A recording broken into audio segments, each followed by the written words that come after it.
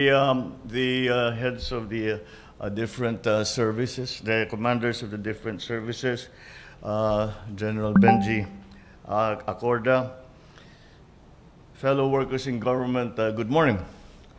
I leave for Riyadh, Saudi Arabia today to attend the ASEAN Gulf Cooperation Council Summit.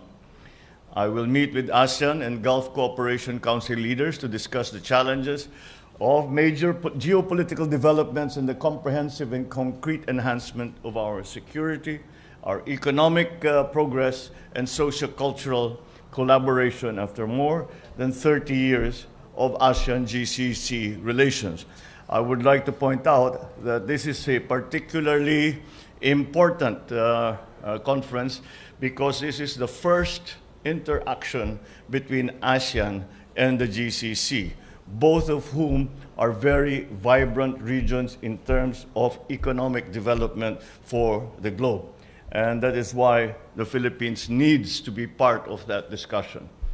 It gives us, the Philippines, a unique opportunity to advance our priorities in ASEAN under the ASEAN-GCC framework, while forging closer cooperation between the two dynamic regional organizations.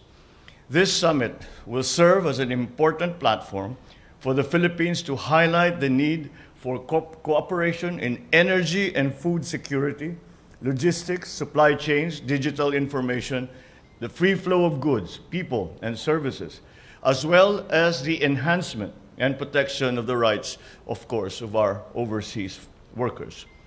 We will emphasize our advocacy for a rules-based international order to maintain peace and security, stability in our regions. GCC countries are home to an estimated 2.2 million Filipinos working in critical fields. I will be meeting with the Filipino community in Riyadh to share with them important developments here at home and to thank them for their invaluable contributions. We will see to it that our constructive engagement with ASEAN and our partners will continue to serve our national interest and the well-being of the Filipino people. Before I end, I would just like to make a comment because one of the important aspects of this trip will be for us to introduce the Maharlika Investment Fund to the rest of the world and certainly more specifically to the Middle Eastern countries. I was a bit alarmed by the news reports early this morning that I read in the newspapers that we have put the Maharlika Fund on hold. Quite the contrary. We are the organization of the Maharlika Fund proceeds apace. And what I have done, though, is that we have found more improvements that we can make specifically to the organizational structure of the Maharlika Fund. The concept of the Maharlika Fund as a sovereign fund or an investment fund, the concept remains a good one. And we are still committed to having it operational before the end of the year. So we should not misinterpret what we have done as somehow a judgment on the rightness or wrongness of the Maharlika Fund. On the contrary, we are just finding ways to make it as close to perfect and ideal as possible.